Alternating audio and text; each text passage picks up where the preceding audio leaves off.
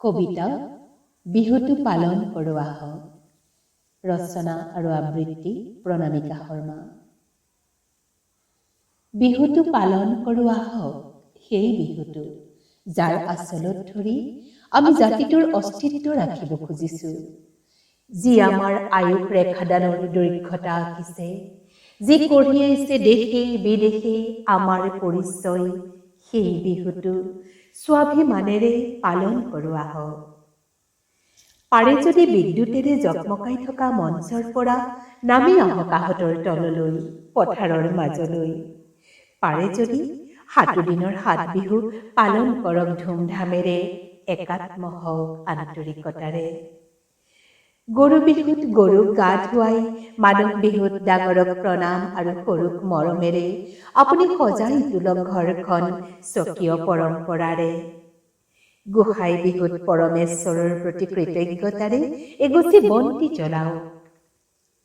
পাৰে যদি তাঁত বিহুত বিহুৱানখনক জীৱন দিয়া তাঁতশালখনক প্ৰণাম কৰক। অন্ন দক্ষিমীৰ প্ৰধান সঁজুলি নাঙলটো, নাঙল বিহুত শ্ৰদ্ধাৰে সোঁৱৰক। চেনেহী বিহুটোত ঘৰলৈ আদৰি আনক উলিয়াই দিয়া চেনেহী জীয়ৰীজনী। দৈ আৰু পঁইতা ভাতেৰে পাৰে যদি পালন কৰক চেৰা বিহু। গণজীৱনৰ হ্ৰাস কৰি সজাই তোলক বৰ্ণিল বিহুটো। যি শিপাই আমাক অসমীয়া হৈ থাকিবলৈ খোপনি দিছে, সেই শিপালৈ ঘূৰি চাওকচোন এবাৰ, স্পৰ্শ কৰি চাওকচোন মাটিৰ শীতলতা, প্ৰাণ পাই উঠিব ৰঙালী। জানো আপুনি যুগ সাপেক্ষ স্থিতি লৈছে, সময়ৰ আহ্বান প্ৰত্যাখ্যান কৰিব নোৱাৰে আপুনি। তথাপি পাৰে যদি পৰম্পৰাৰে নোৱাই ধুৱাই বাপতি সাহোন বিহুটোক পালন কৰক স্বাভিমানেৰে।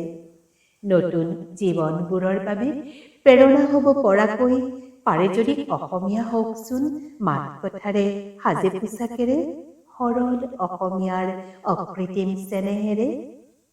কান্ধত তুলি লওক ঢোলটো, মহৰ শিঙৰ পেঁপাটো, সুতুলি আৰু গগনাৰ তালত এপাক নাচক জীৱনৰ নাচ। যি নাচৰ তালে তালে উশাহ ল'ব আমাৰ অস্তিত্বই, জীৱনৰ পৰা জীৱনলৈ, জনমৰ পৰা জনমলৈ।